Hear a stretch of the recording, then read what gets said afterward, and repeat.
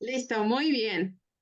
Ok, bueno, empieza Ana, luego sigue Andy y luego yo, ¿vale? Lista. ¿La página cuál es? 36. Es la Es que lo página voy a ver 36. acá para no ponerme el teléfono en la cara. Ok, ¿Hasta qué página? hasta la página. Ay, Dios, espérame porque dejé mi celular. Pero esto es Ay, el ya me capítulo perdí. 4. Son 6 hojas. Es el capítulo 4. Ok. Hombres, niveles altos de testosterona, niveles bajos de oxitocina. Si necesitan que hable más duro, me dicen. Es que aquí hay mucha bulla por la lluvia. Ah, ok. Las relaciones sexuales. La oxitocina está íntimamente ligada a las relaciones sexuales. En el hombre en el hombre se encarga de la erección del pene y de la eyaculación. Y en la mujer potencia la excitación a la vez se contrae el útero para acercar los espermatozoides hacia las trompas de falopio y facilitar así una posible concepción. En estos momentos de máxima excitación durante el acto sexual, el organismo incrementa el número de glóbulos blancos en el torrente sanguíneo. Esos leucocitos están encargados de proteger al cuerpo contra los virus, las bacterias y los microorganismos dañinos.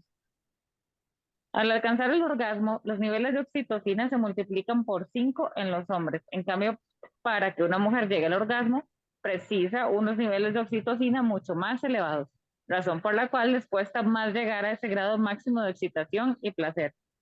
Durante esos instantes de máximo goce, mediante los abrazos, el roce de las zonas erógenas, los masajes y la propia relación sexual, se activa el área de recompensa del cerebro mientras se segregan en el torrente sanguíneo grandes cantidades de oxitocina y dopamina. Estas dos hormonas trabajan conjunta y coordinadamente y son responsables de la sensación de placer, de la necesidad de tocarnos y de que se refuerce el lazo afectivo con el otro. En 2012, los científicos de la Universidad de Barlan en Israel, en colaboración con la de Yale, descubrieron que durante la fase de enamoramiento y hasta 6 meses después, los sujetos poseen niveles más elevados de oxitocina. La oxitocina y la dopamina potencian el vínculo afectivo en una pareja. Una pareja que mantiene relaciones de forma continuada consolida de esa manera el amor o cariño que se tiene.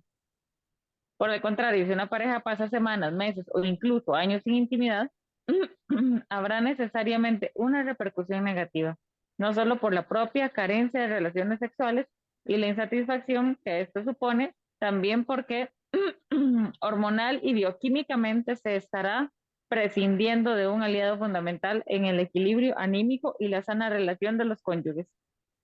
Sin esa sobreabundancia de oxitocina y esos puntuales y excitantes picos de dopamina, sin relaciones sexuales, descuidamos a un compañero casi indispensable para conservar la unión, la complicidad y la fortaleza del vínculo.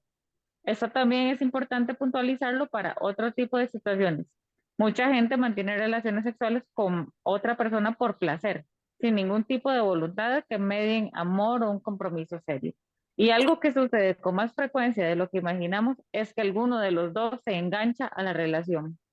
Lo que parecía placentero y superficial, que se diseñó como puramente sexual, se transforma para una de las partes en un sentimiento más profundo que puede llegar al enamoramiento o incluso al amor. Estadísticamente, este enganche se produce más en las mujeres que en los hombres. Cualquier generalización suele ser una limitación, pero las estadísticas, muchos estudios científicos y mi propia experiencia profesional apuntan a que las mujeres son más tendentes al sentimentalismo y emotividad que los hombres. Las causas bioquímicas y psicológicas. De hecho, en el año 2019, Marasiti plasmó en un estudio que las mujeres tienen mayor número de oxitocina circulante en plasma, así que así como también más receptores de esta que los varones. Quizá esto respondería desde la óptica puramente fisiológica. En el ámbito psicológico, la mujer, como hemos dicho, tiende a ser más afectiva y emocional y en general busca un vínculo más intenso en las relaciones amorosas. Pero existe otra razón fisiológica responsable de que la mujer sea más propensa a buscar el lado sentimental de las relaciones y ser más afectiva. O quizá dicho al revés, que el hombre sea menos proclive a consolidar y asentar una relación. Aquí entra en juego una hormona, la testosterona, otro integrante decisivo en el mundo de las relaciones humanas. La testosterona es la hormona responsable de la energía y de la libido en los hombres. Es un esteroide del grupo de los andrógenos que se libera desde las células de Leydig en los testículos. Se encuentra en ambos sexos. En las mujeres se produce en algunas células del ovario, si bien en niveles muy inferiores. La testosterona interviene de manera directa en el volumen de masa muscular y en la densidad ósea, razón por la que algunos deportistas o jóvenes para potenciar su musculatura o capacidad atlética recurren a la toma de la versión sintética de esta hormona, los esteroides anabolizantes. Los niveles más altos de testosterona en el hombre se alcanzan alrededor de los 30 años. Luego comienza a descender a razón de un 1% anual. A partir de los 50, estos valores disminuyen de forma importante, por eso mengúan la libido, la fuerza y la energía. Un dato interesante es saber que en torno a los 30 años se consolida definitivamente la corteza prefrontal en los hombres, concentración, control de impulsión y atención. Si añadimos una testosterona en niveles equilibrados a una corteza prefrontal ya madura, nos encontramos con el momento a partir del cual los varones dejan de ser tan impulsivos para pasar a ser más reflexivos. Hasta ese instante, la inmadurez, aunque sea parcial de la corteza prefrontal, unida a los altos niveles de testosterona, explica la energía incontenible de los jóvenes. ¿Y cómo nos influye la testosterona? Se encarga de la energía y de la agresividad. Es la base del desarrollo y de la excitación sexual. Tan es así que a algunas mujeres durante la menopausia o con el líbido baja se les receta parches de testosterona. Potencia la competitividad.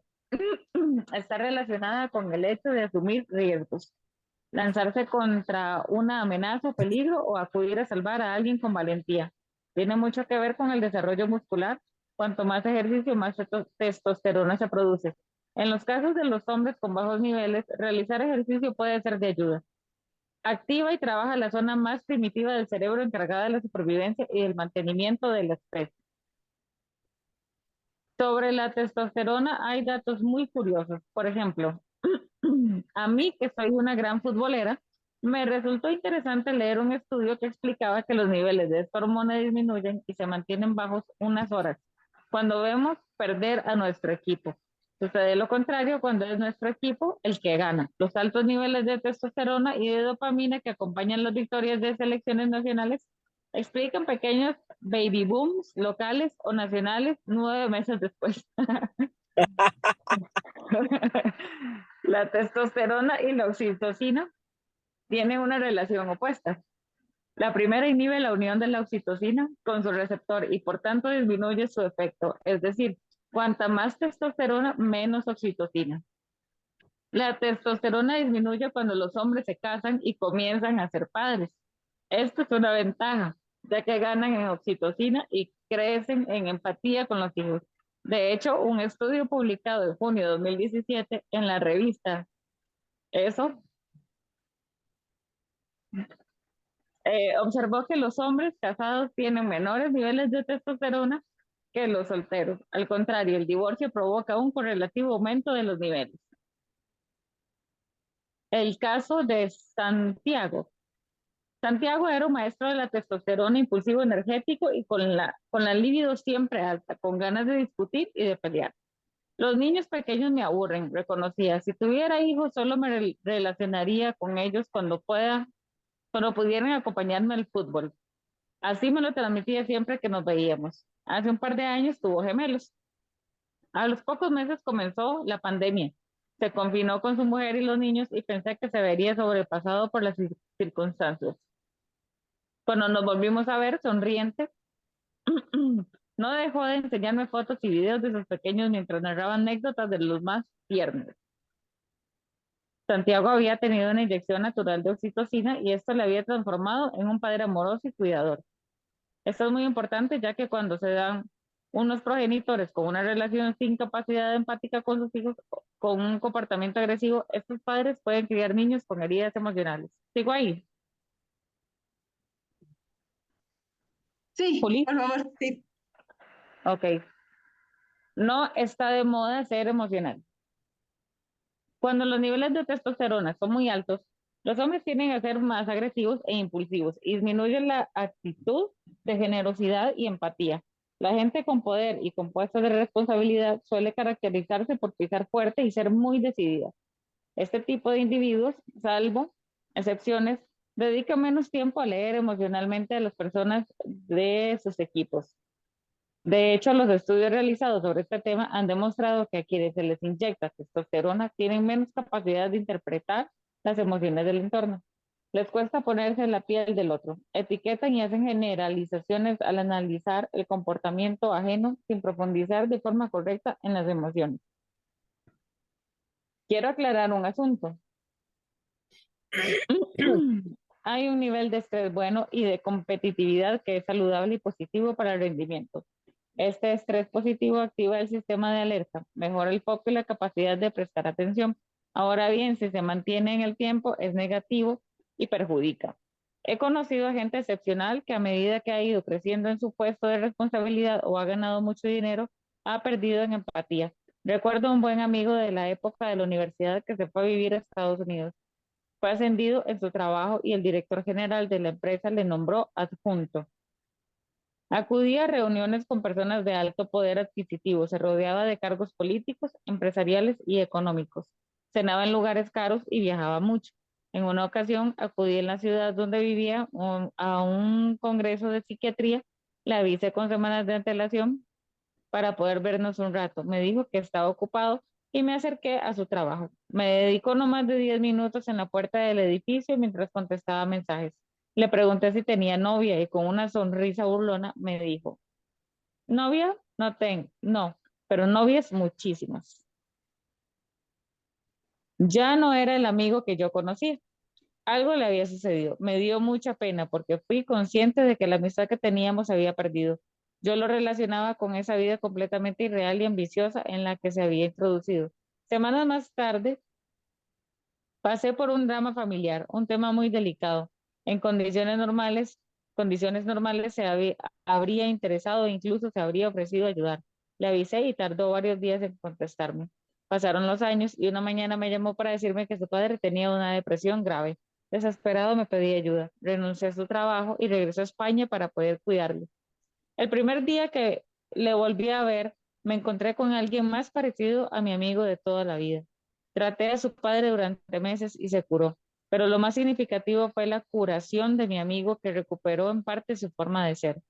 He podido hablar con él más tranquilamente sobre su etapa en Estados Unidos. Ahora, con los conocimientos soy consciente de que tuvo una subida de testosterona considerable al tener un puesto de responsabilidad donde mandaba mucho y se codeaba con gente importante, con la consiguiente bajada de oxitocina. ¿Qué ayudó a mi amigo? Toparse con el dolor. He repetido a lo largo de la vida que el sufrimiento puede tener un sentido, sí, y que este puede estar relacionado con el hecho de que cuando sufrimos conectamos con el dolor de otros. El sufrimiento transforma el corazón. Tras una etapa difícil con el dolor como protagonista, uno se acerca del alma de otras personas. Es capaz de empatizar mejor y entender mejor a los que le rodean. Hasta hace unos años, ser emocional se percibía como una debilidad. Hoy, con tanta feminización voluntaria o impuesta de la sociedad y de los puestos de responsabilidad, se está redescubriendo el enfoque más empático de la vida, del trabajo e incluso de la toma de decisiones. Las herramientas de la inteligencia emocional y de la empatía en el mundo laboral abren puertas y aportan la posibilidad de mejorar el rendimiento y felicidad en el trabajo. Ahí, ¿verdad? Sí, hasta ahí, Anita. Muchas gracias, ¿eh? Con mucho gusto. Perdón Mu- si leí muy rápido. No, no, no, perfecto. Muchas gracias, Ana. Andy, Con ¿lista? gusto. Ya estoy lista. Ok, de la 42 a la 45. Vale. Perfecto. ¿Somos iguales? No. ¿Qué sucede en las mujeres? Somos iguales y diferentes. Como hemos visto, las mujeres también cuentan con testosterona. Las hormonas van variando durante el ciclo menstrual y el pico de esta tiene lugar durante la ovulación. Es lo que explica que en esos días con la libido más alta sea el momento fisiológicamente más propicio para atraer al varón y reproducirse. Al subir la testosterona, sube la excitación sexual y existen más posibilidades de concebir.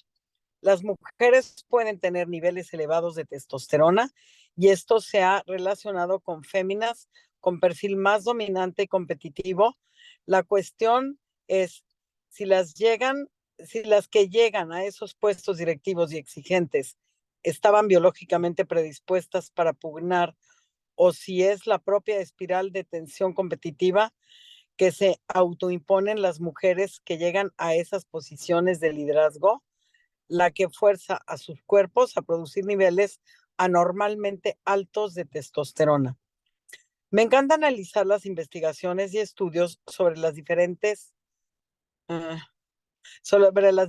entre el cerebro del hombre y de la mujer y fijarme en los aspectos en los que funcionamos de forma similar en aquellos en los que diferimos en comportamiento y psicología. Soy una fiel defensora de potenciar las cualidades y fortalezas de cada uno para entender cómo funcionamos.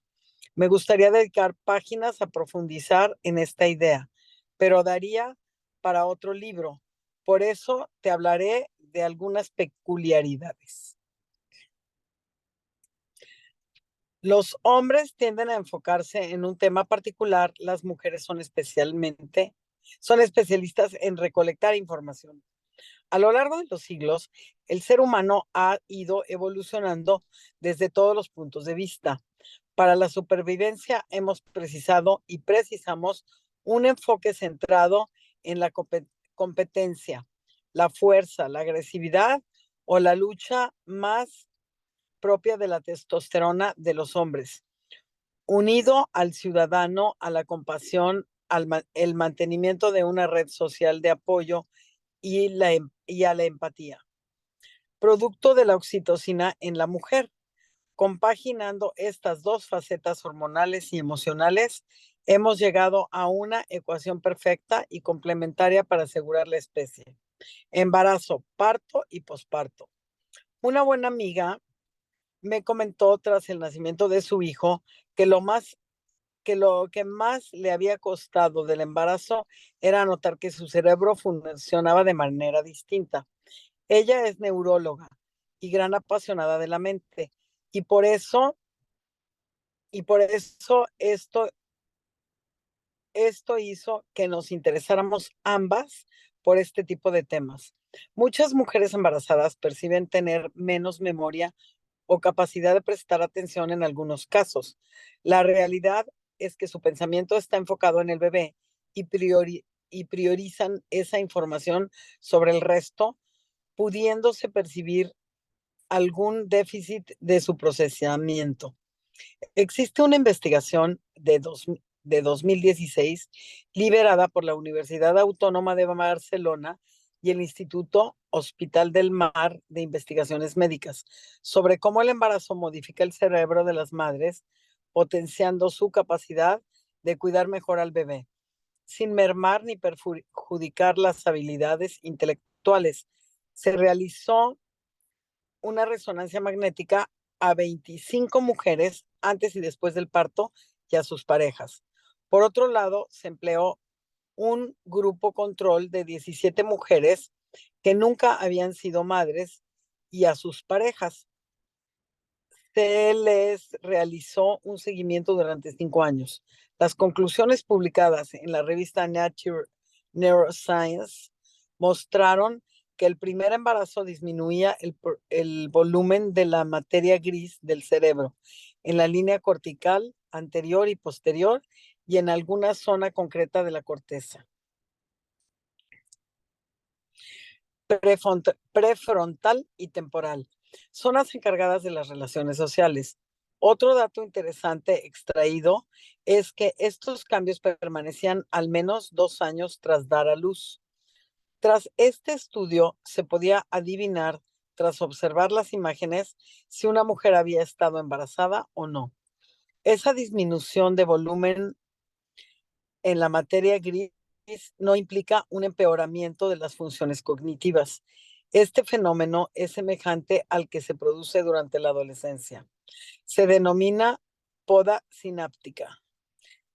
Se perfeccionan las conexiones entre las neuronas y se elimina lo que no es necesario para un mejor funcionamiento cerebral. Como aclara la investigadora del estudio, Susana Carmona, se favorece un procesamiento mental más maduro y eficiente. Es como una reestructuración del cerebro para adaptarse de la mejor manera al nacimiento de su hijo. Ayudará a la madre a adaptar las necesidades del recién nacido y conectar emocionalmente con él. Este instinto es la causa por las que muchas priorizan el cuidado del pequeño al de ellas. La maternidad provoca cambios duraderos en el cerebro de las madres, todos ellos enfocados a proteger y cuidar al bebé de la forma más sana posible. La depresión postparto es una de mis más grandes preocupaciones como psiquiatra. Se cree que entre un 10 y un 20% de las mujeres tienen depresión postparto.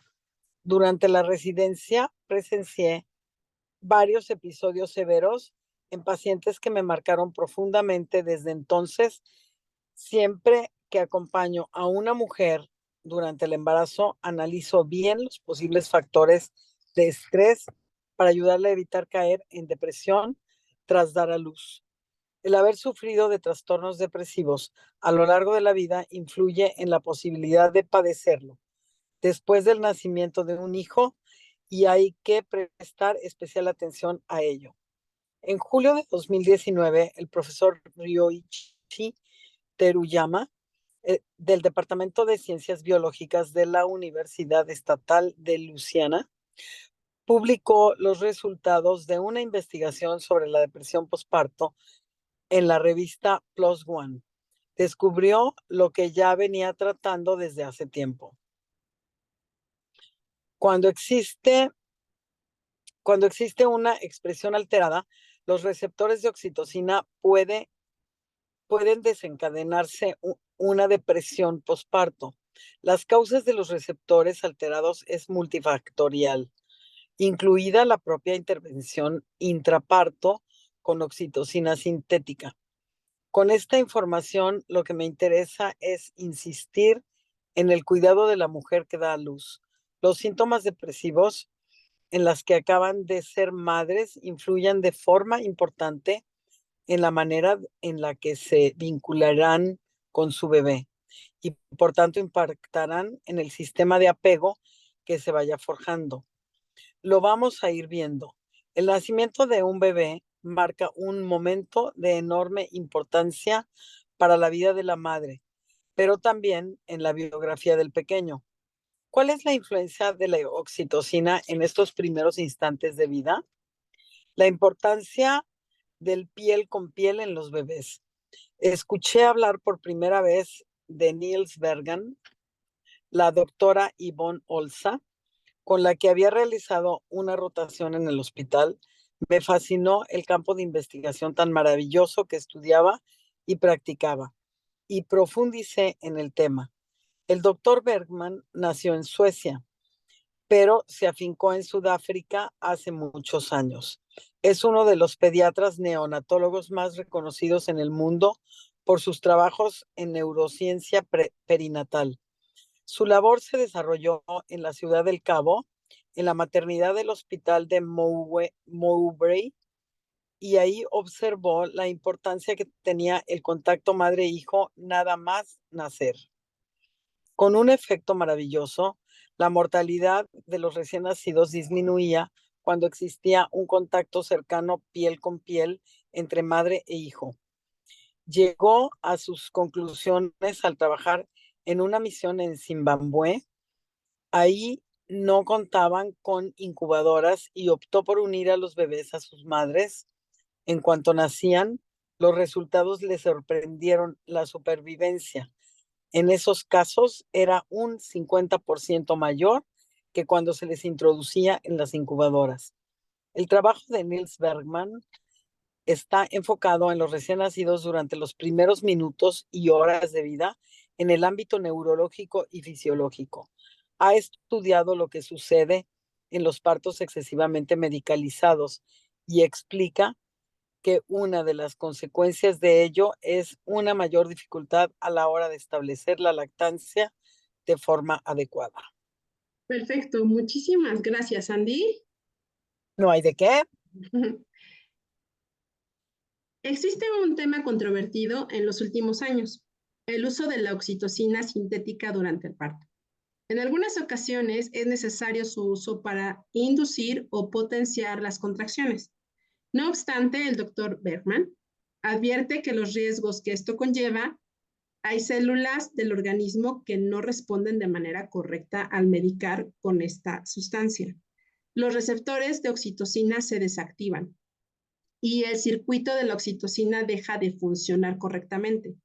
Existen investigaciones que vinculan el uso de la oxitocina intraparto con riesgos psicológicos, especialmente frecuentes en aquellas mujeres que tienen antecedentes psiquiátricos. Me parece importante puntualizar esta cuestión, no para eliminar el uso de esta sustancia, ya que en algunos partos es necesario, sino para tenerlo en cuenta en la prevención psicológica. Las mujeres con antecedentes psiquiátricos deben ser seguidas y tratadas de forma cercana durante los embarazos y los meses siguientes tras dar a luz. Según el doctor Niels Bergman, los 1000 primeros minutos de vida son básicos y fundamentales en el ser humano. En el instante que ve la luz, surge el primer contacto del bebé con el exterior. Es la madre la que comunica y acompaña al pequeño desde el mundo protegido uterino al mundo exterior. El parto es un momento clave de enorme intensidad.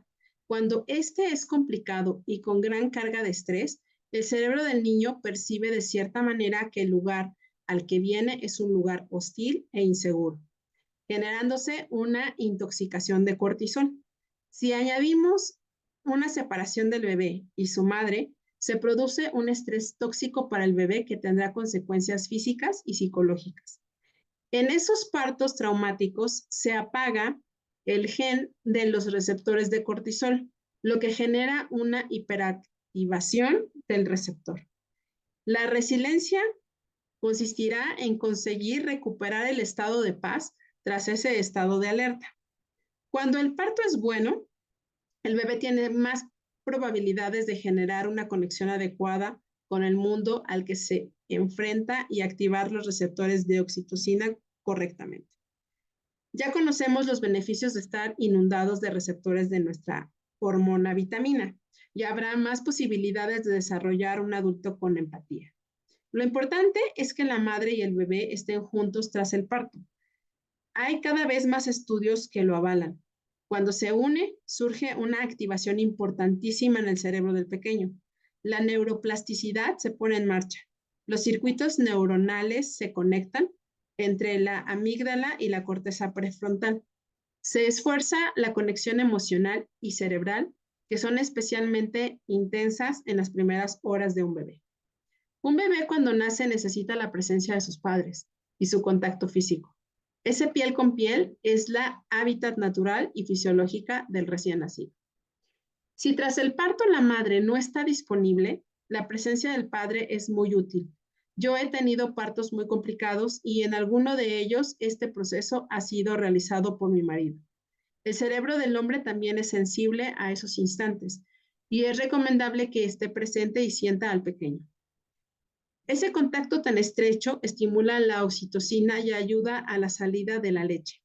Si no se produce por alguna circunstancia, hay que intentar encontrar otros métodos para que el bebé no sienta que está en un lugar hostil y agresivo.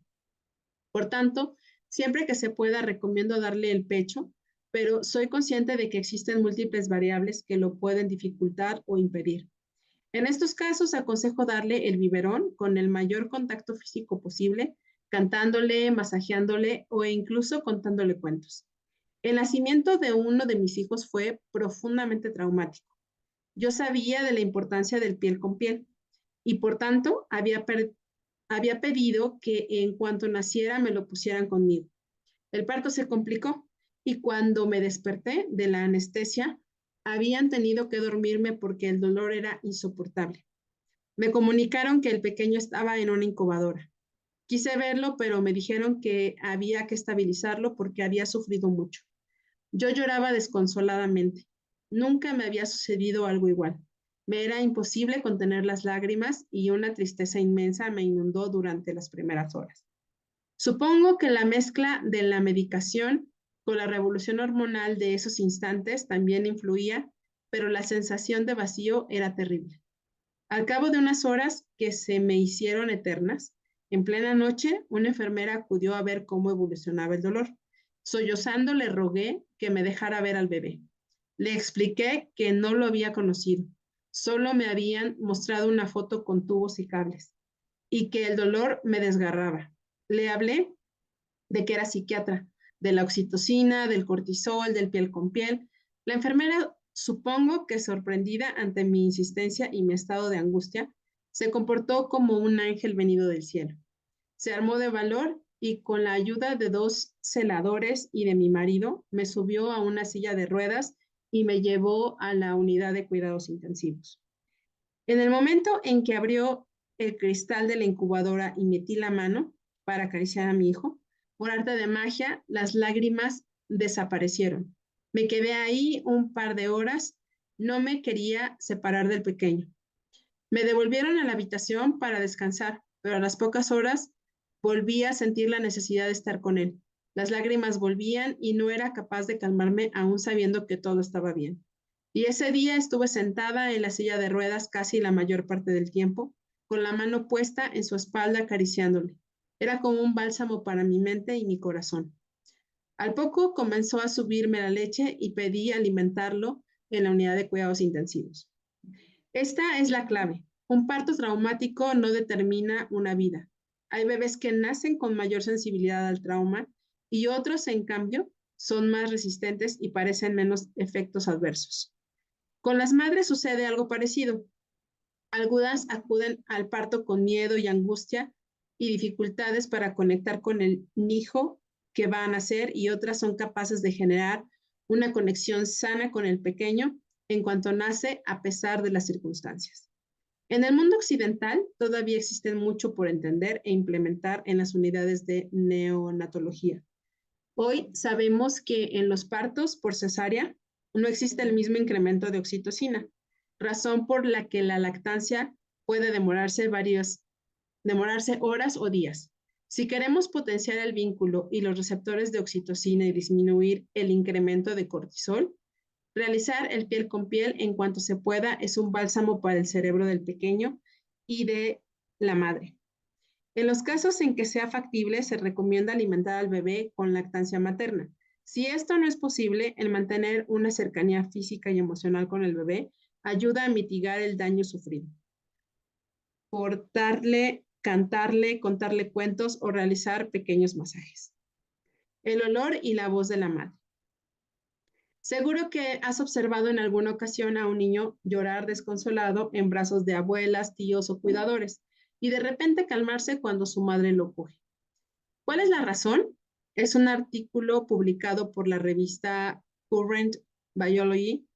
El doctor Darren Logan explica que el líquido amniótico donde el bebé se aloja durante la gestación tiene un olor característico que él reconoce.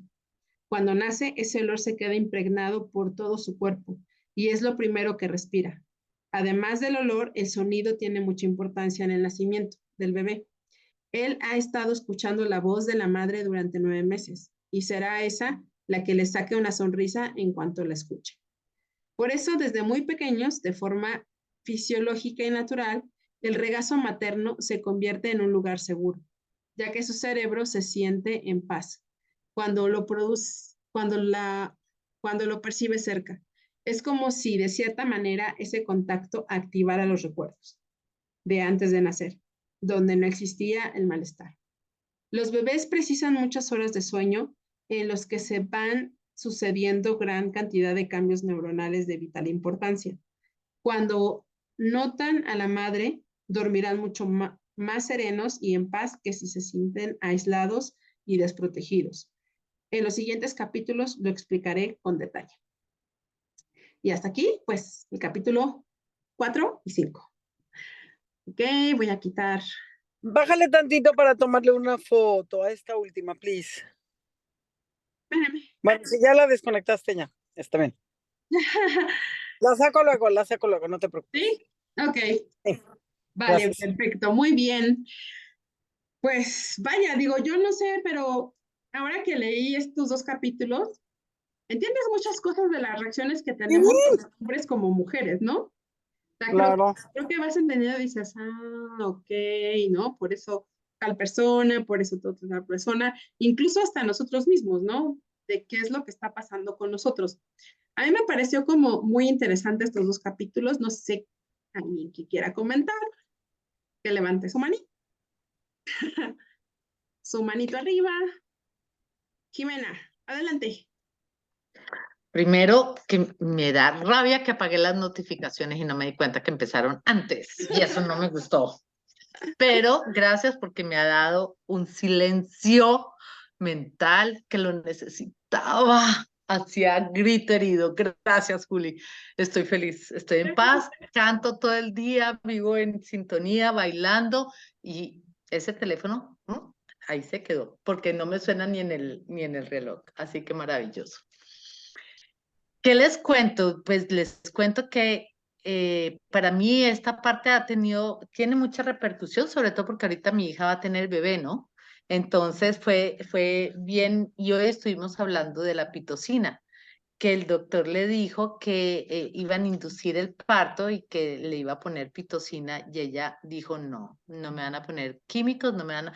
Y yo le dije, ay, Dani, cuando nació su hermana, que realmente... ella empezó trabajo de parto y en un momento dado se paró el parto, pues a mí me tuvieron que inducir a María José. Y le dije, no pasa nada, mi amor.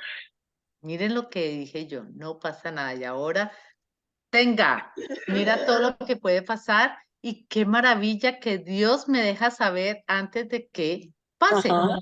Entonces, eso me da mucho gusto. Igualmente, todo eso que están hablando, yo no sabía que era que el líquido amniótico era lo que se quedaba impregnado y es el olor. Cuando María José nació, que se le subió la bilirrubina y me la tuvieron que poner en incubadora, yo lo que hacía era quitarme la ropa que tenía puesta por la noche, porque como ella, yo llegaba a las 6 de la mañana al cuidados intensivos y me iba a las 9 de la noche que me sacaban. No había forma que me sacaran de ese cuartico al lado de ella, pero cuando me iba a ir, me quitaba lo que tenía puesto y se lo dejaba al lado a ella, para que ella me oliera y estuviera tranquila. Y tiene mucha significancia, igual hacía yo con mi nieto, si mi hija iba a salir le decía, déjame lo que tienes puesto para ponérselo al niño al lado. Entonces es muy lindo.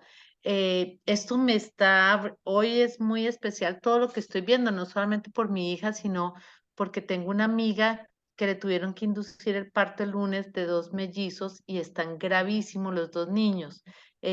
A uno se lo llevaron a Austin porque está muy malito del corazón y todo, y el otro se lo dejaron aquí en San Antonio. Y ella apenas ayer pudo irse a Austin a ver a su bebé, que lleva desde el lunes solito allá, o del domingo solito allá. Eh, pero me da la herramienta para hablarle ahorita y decirle, tócalo. Yo le dije ayer, háblale. Yo le dije que le hablara, que le hablara, que le hablara al bebé, que le hablara al bebé, pero le voy a decir que lo toque y que si es posible que se lo dejen poner aquí, está demasiado entubado, que se lo dejen poner para que ese bebito se afiance a esa mamá, se afiance, ¿no? Sí, entonces muy lindo. De la testosterona, bueno, yo me opuse rotundamente a que me pusieran testosterona. La razón por la cual es estudiando un poquito acerca de la testosterona, los niveles de testosterona en la mujer no son definidos como en el hombre. tenemos testosterona, correcto, pero no es la hormona de la mujer. Entonces, si voy a decir cualquier número, ¿ok? Si para Jimena los niveles normales son de 0,5, puede ser que para Susi sean de 0,2 y para Carla sean de 1. Entonces, lo que empiezan a hacer los médicos es a probar cuál te va mejor, cuál te va mejor, y si en este nivel te quedó bien, ahí te quedas. Entonces, está diciendo el libro y me reafirma lo que me dijo mi médico en ese momento. Hay muchas cosas que son propias del hombre y no de la mujer. La masa muscular, el ritmo cardíaco, el colesterol. Entonces, cuando nosotros nos ponemos testosterona, esa hormona masculina afecta, y hay estudios muy fuertes de ataques cardíacos en mujeres por el uso de la testosterona. El colesterol se sube. Y muchas mujeres en menopausia dicen, se me subió el colesterol y no tengo ni idea por qué si tengo una dieta tan balanceada. Tiene mucho eso que ver, la masa muscular cambia. Entonces ganamos masa muscular y ni modo de decir que el pelo, pues, y el tono de la voz también cambia. Entonces yo tomé la decisión de no dejarme poner testosterona y pasé así mi periodo, y hay muchas otras ayudas para subir la libido que no sea la testosterona. Entonces, y también sentí que era un poquito psicológico, que dije, no estoy en menopausia, entonces ya estoy frígida. Y no, ayudas visuales de libros, el toque, el roce, el tacto del marido es importantísimo. Entonces, yo sí estoy muy de acuerdo con esto. Y usar los pellets en la mujer es gravísimo. Trato de decirle que porque el pellet quedó metido dentro del músculo, y si estás teniendo taquicardia o síntomas de un infarto, nadie te lo puede quitar. Ahí está, y ahí sigue desencadenándose todo eso. Mientras que si tú te pones la hormona K, es diferente, porque es parar de usarla y se acaba el problema. Entonces, muy interesante. Ya quiero llamar a Daniela y leerle todo el capítulo. Padre, Jimena. Yo Bueno, también me sentí, ¿eh? Lo estaba yo leyendo y dije, ¿y esto? Porque sé que está embarazada y que, bueno, ¿no? Que obviamente pensamos en nuestros seres queridos y le va a venir muy bien, ¿no? sí, no, y reafirma reafirma el hecho de que ella no quiera ponerse la pitocina. Ajá. Qué lindo, o sea, me encanta Dios cómo habla, me encanta, o sea, me enamoro cada día más de él, es una cosa, wow, increíble. Es que estamos abiertos a escucharlo también, Sí, obvio. ¿no? Obvio. Muchas gracias. Ahorita que estábamos cenando, le digo, yo ya sé que tú tienes la casa de nosotros, lo sé con toda seguridad, pero solamente muéstrame dónde está, que no la he podido encontrar. Por favor, muéstrame. Y ya, yo sé que ahorita vuelvo y abro el computador o lo que sea, y voy a ir encontrando en estos días la casa. Sí, seguro que sí, Sí, ¿no? Muy bien, gracias, Jimena. aquí. Susi, Ok, Jimena, lo que tienes que hacer es dibujarla exactamente como la quieres. ¿Recuerda la película de ese 54 The Miracle en el 54 Street? Sí, pero es que esta no va a ser mi casa permanente, Susi. Es se puede intentar. demasiados cambios, demasiados que tenemos que hablar después. Entonces, esta es una casa que yo sé que va a ser la casa. No me importa si es 2 pisos, un piso. Eso no, ahorita no la tengo, eso no es el problema. Lo que quiero es que sea la casa perfecta para el momento de transición De de transición. nosotros y de Mark en su trabajo. Entonces, tiene que ser una casa perfecta para el tiempo de manejar, para que nosotros fluamos como pareja, para reencontrarnos, para poder yo tener el espacio de ir a Miami, de ir a Colombia, y que esa casa sea como, wow, la reafirmación de esta decisión que hemos tomado. Entonces, la casa final la tengo en hold porque todavía no sé dónde voy a vivir. Sigo homeless. Ok, listo. Bueno, A mí, bueno, se me cortó un poco porque venía cerca de la casa y no hay tanta señal, pero lo que escuché reafirma lo que yo hago en mi trabajo. En el trabajo nosotros no solo tenemos la parte de terapia, sino que está todo lo que es la parte de clínico, que es donde están los doctores, donde están los psiquiatras, los neurólogos y las enfermeras. Entonces traen el niño y todo ese grupo de 5, 8 personas están dando una observación. Entonces ahí se determina que el niño tiene desregulación, tiene retrasos mentales, tiene retraso del desarrollo, etcétera, etcétera, etcétera. Y siempre la pregunta es, o el assessment empieza con, bueno, primero lo que es la parte, la historia familiar de papá y mamá, para, ¿verdad?, descartar cualquier cosa genética. Y también es qué es lo que pasó la mamá durante el embarazo, si hubo drogas, si hubo estrés, si hubo trauma, etcétera, etcétera. O también todo estuvo perfectamente, solo que durante el embarazo pudo haber alguna infección, fiebre, XX. Entonces, eso siempre va muy atado.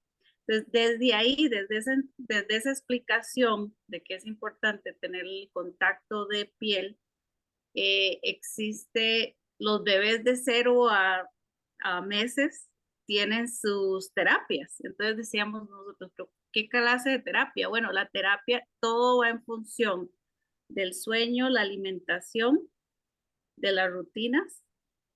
Eso por una parte, la parte fisiológica, y la parte del bonding y el attachment, que es todo lo que es volver a encontrar ese apego con la mamá y ese acercamiento. Entonces, el apego del acercamiento, súper.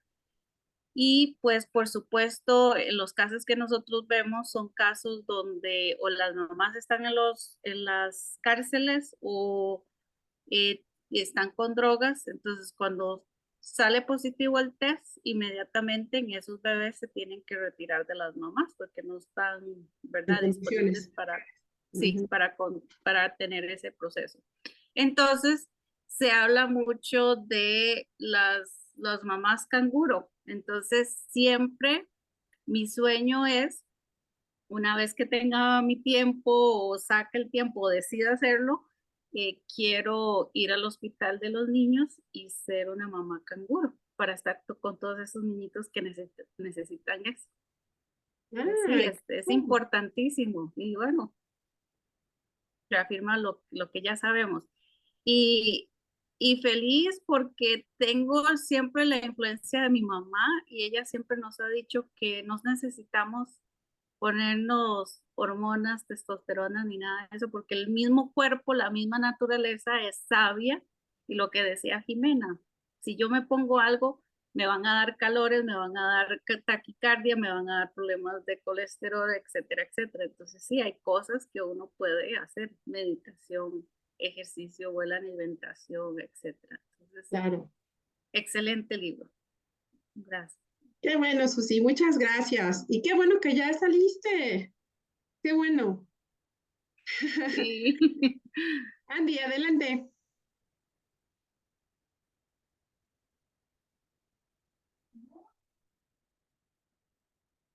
El micrófono. Cuando no lo ocupo, se quita. Y ahora que lo ocupo, no lo encuentro.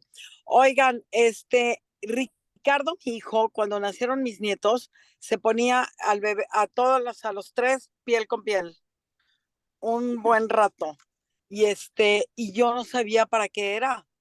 Y es algo muy padre porque ahora lo entendí y supe. Lo hacía él y ella, o sea, con los dos.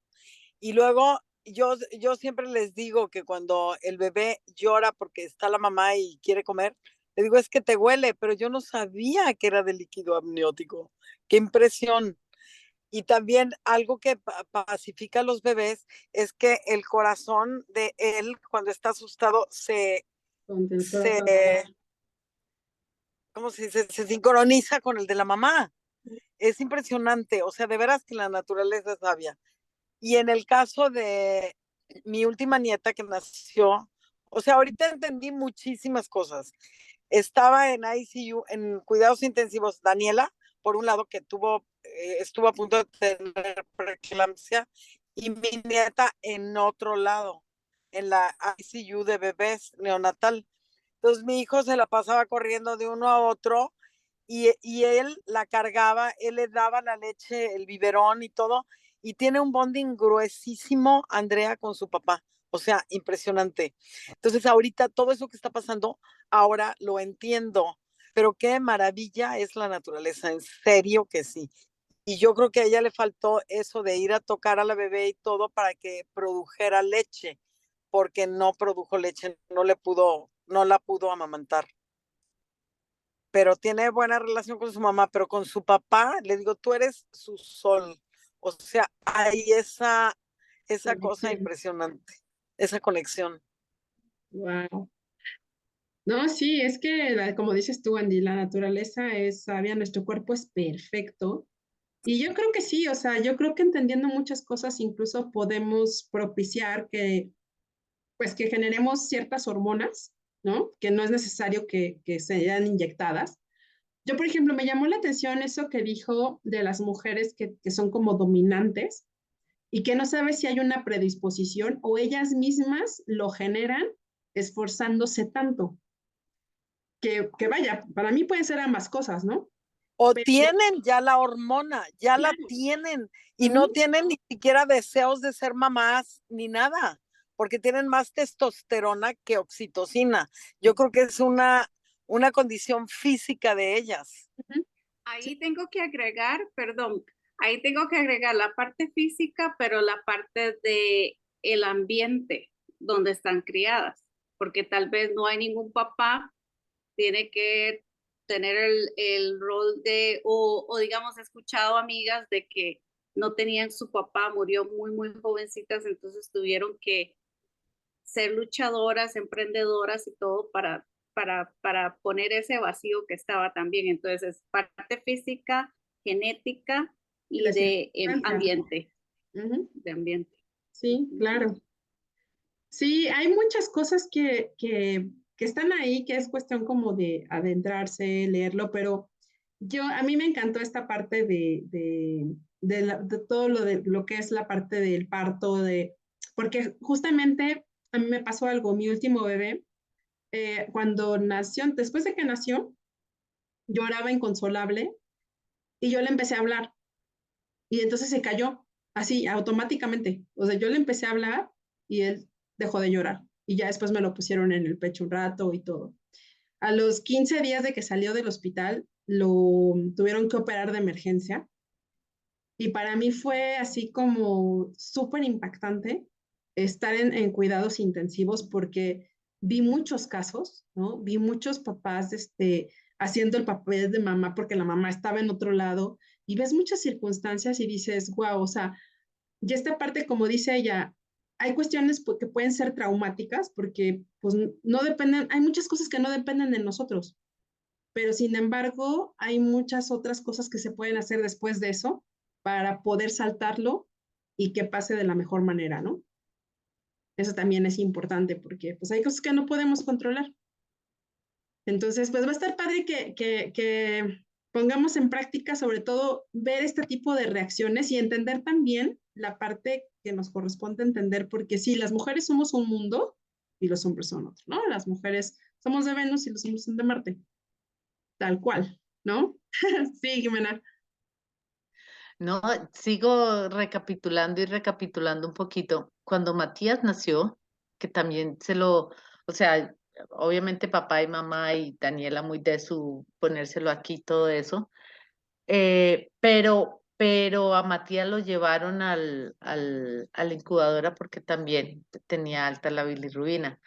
Y yo, como Daniela estaba en el cuarto, yo era la que iba y estaba ahí al lado del bebé. Y desde que Matías regresó a la casa, se calmaba era conmigo, no con Daniela.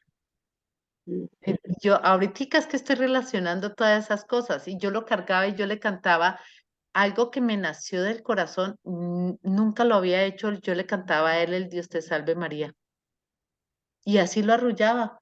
Y yo ni sé ni por qué, y yo le cantaba y ese niño se calmaba, y ahora Daniela me llama y me dice, ay, Matías no se quiere dormir, y le digo, ponle la manita en la espalda y cántale el Dios te salve María. Me dice, mami, eso es como si le dan un palo a Matías, se duerme. Le dije, pues hágalo. Le dije, eso le quedó en el inconsciente a ese niño, le quedó eso. Y él es así, y conmigo, pues Matías es otro cuento, es otra historia. Ay, qué bueno. Carlita, adelante. Hola chiquillas, ¿cómo están? Bueno, no es tanto relacionado con las hormonas, sino que es que veo mucha diferencia entre su mundo y el de nosotros, bueno, el mío en el caso, bueno, el de nosotros, Gabriela, sí, Ana Gabriela. De aquí le ponen a un suero, nunca le dicen si el suero tiene vitamina C, si el suero tiene hormonas, y nada, simplemente se lo ponen. Aquí usted no pregunta, usted nada más lo pone. Y usted pregunta, ¿y ahora qué hago? ¿Ya qué viene? ¿A parir?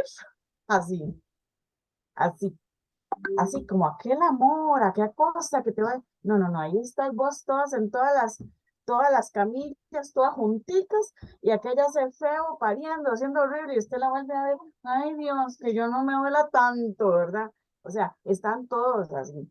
Después, a mi hijo nació como un mes antes, entonces se enfriaba, nada de incubadora. Aquí póngaselo, ¿verdad? Y caliéntelo usted porque si no, no sé qué pasa.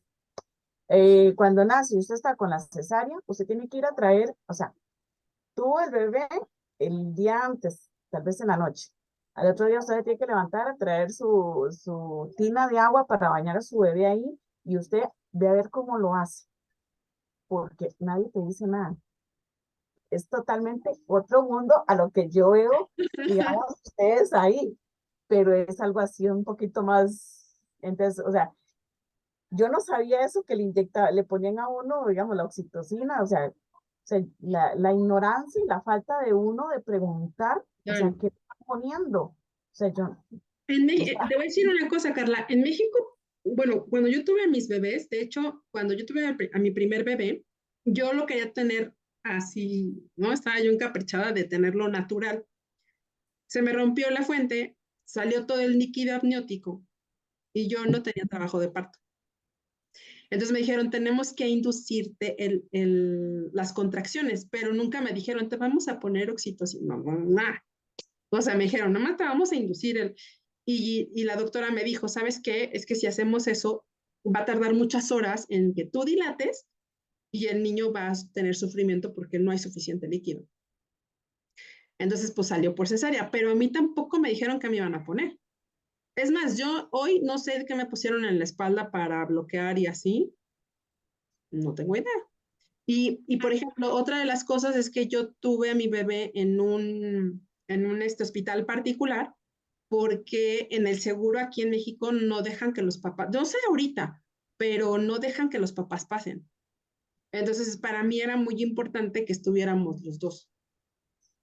Entonces, no sé, allá en Costa Rica igual y nada más también tú estás sola, ¿no? Y así no, como, no, no, no, ahí estás en una sala donde hay dos o tres, así en labor de parto, ¿verdad? claro, sí. Y delante de todo el mundo, revisemos cuántos centímetros lleva, ¿verdad? Ajá. Y había una señora gordita y, ay, se levantaba horrible, que ya no aguantaba aquello. Y fue tal por cual el oso, ¿verdad? Y entonces yo, centrada, yo se volví a ver, yo rezándole a Dios, pero vea mi manera de rezar, ¿verdad? Uy, Señor, Dios mío, que yo no haga ese ridículo. Yo volví a ver aquella, ¡ah! Y pegaba aquellos gritos, ¿verdad? Pero sí, cuando ya, es que Oscar se me fue, digo, se me reventó la bolsa un mes antes. Duré tres días, eso fue el 15, por cierto, Susi, el mismo 15 de septiembre, Susi llegó y llama a papi, ya voy para el hospital, que no sé qué, no sé cuánto, ¿verdad? Y pasa mi papá para abajo, Iván, a mi hermano, ya va Susi para el hospital, ay, qué bueno. Cuando ya se va para la novena y llama a mediodía, que ya se me reventó la fuente, entonces iba mi papá para arriba, Iván, que Carla también va para el hospital el mismo día. Pero, o sea, eso fue el 15. pero el 18 fue que nació él. Hasta el 18 con la fuente reventada anduve paseando por todos los hospitales de, ay no, aquí es una odisea. Y si usted no se enoja, siguen paseando por todos los hospitales. No, aquí es una odisea terrible. Pero sí, me pasó eso, esos chiles con el pobrecito de Oscar. Pero ahí todo el mundo, o sea, pegados. Y ya cuando me dice, ya tiene 10 centímetros, vámonos. Y yo, ¿para dónde? Y hay que caminar ahí como 10 metros más en la otra sala para montarle en la bendita mula, es que le dice. Y entonces yo no tenía ganas digamos, de hacer fuerza. Le digo, ¿y ahora qué hago? Y me gritan, ya viene usted aquí. Ah, está bien, luego yo, entonces vamos a echarle fuercita, entonces ya ahí sí nació Oscar, pero sí, no le dicen a uno nada, ni qué, o sea, como llegar y explicarle a usted todo, nada, Nada. así, Sí, sí, ya. échela como salga. Sí, claro, la verdad que sí, sí hay un mundo de diferencia. Muchas gracias, Carlita. Gaby.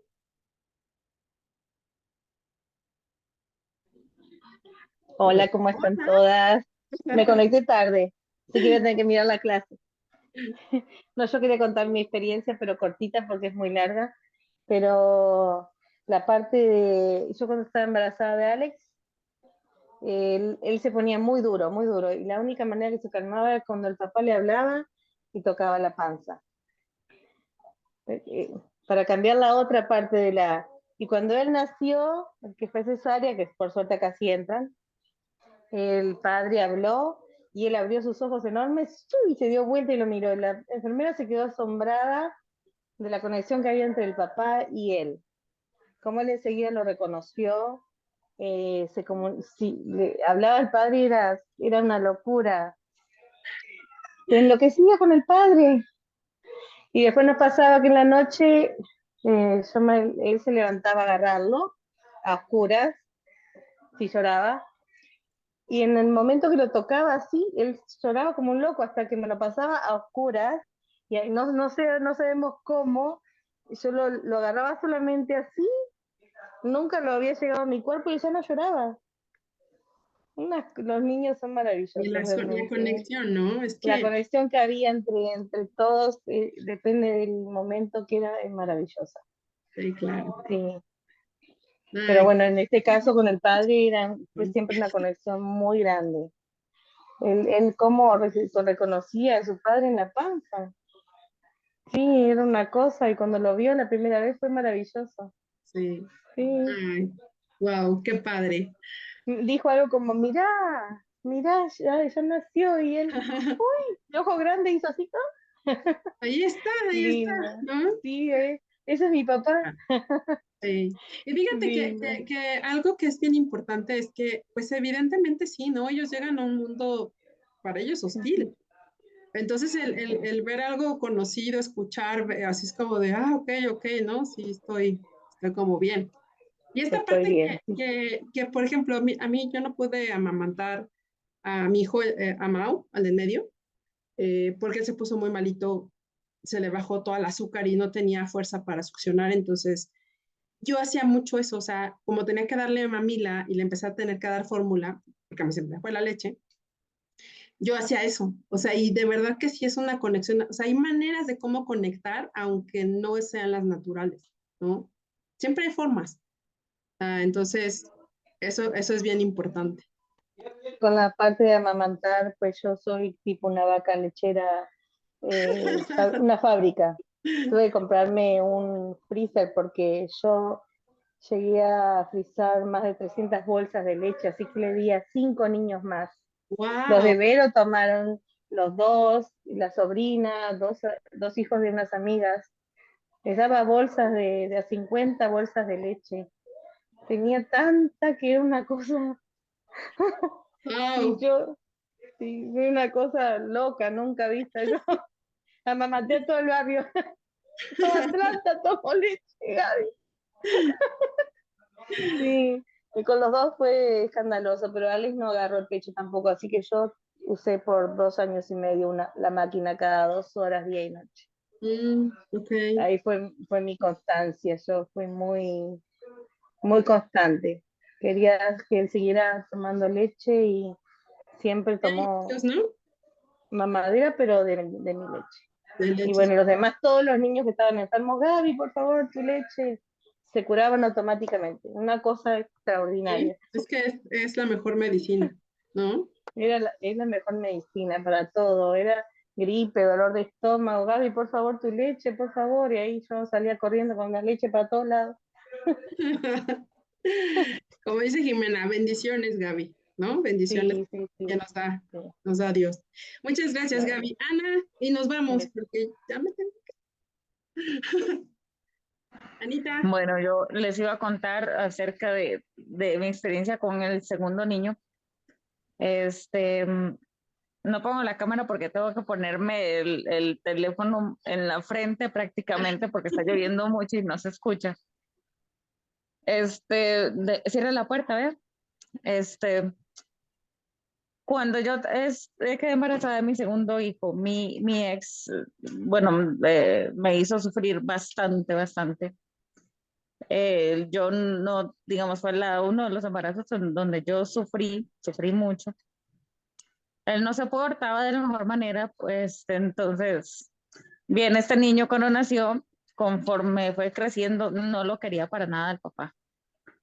Para peores, se llegó a enfermar de una manera que yo estuve internado en el hospital varios días, casi se me intoxica, tenía creo que se dice oclusión intestinal, sí, casi se me muere intoxicado.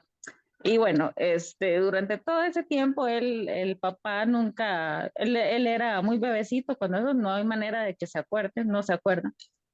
Él no le llamaba mucho la atención como estar con el bebé ni nada porque lloraba demasiado por lo que tenía.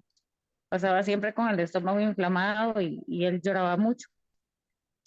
Y bueno, el papá lo que hacía era enojarse e irse porque no se lo soportaba.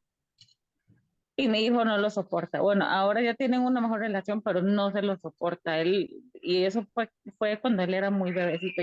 Ellos sienten todo eso. No puede estar así como mucho tiempo con él ni nada porque él no lo quiere, simplemente. Algo curioso. Él ha intentado ahora ya grandecillo llevarse bien con él, pero simplemente no.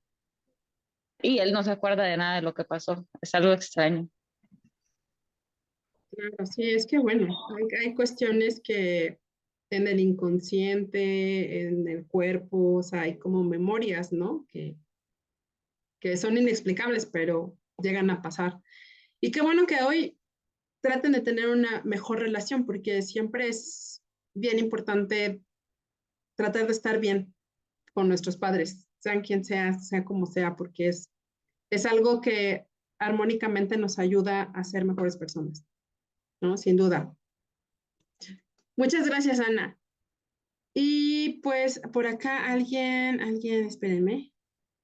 Sí, claro, los niños saben quién te ama, saben quién tiene, aunque verbalmente digan las cosas, los niños saben, o sea, la realidad, ¿no? O sea, ellos como que leen mucho más que el adulto el lenguaje no verbal, ¿no?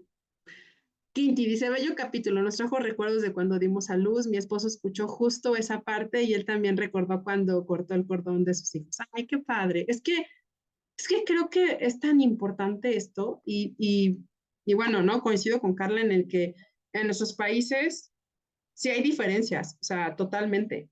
Digo, yo porque tuve la oportunidad que donde trabajaba tenía un seguro de gastos médicos mayores y me pude atender en un médico particular, pero si no me hubiera tocado sin estar sola, o sea, y así, ¿no? Digo, y se va haciendo lo más fuerte porque al final de cuentas todo va sucediendo y cuando ya están afuera también hay maneras de cómo reconectar y cómo mejorar todas las situaciones. Y hoy que estamos sabiendo tantas cosas, pues más, ¿no? Muy bien, pues nos vemos el próximo miércoles. Todavía nos quedan unos días para el detox. ¿Eh? No sé cómo van con las quejas. Eso también es importante, acuérdense. Y bueno, las que apagaron las notificaciones, les comento algo. Ajá. Que obviamente el domingo pues termina.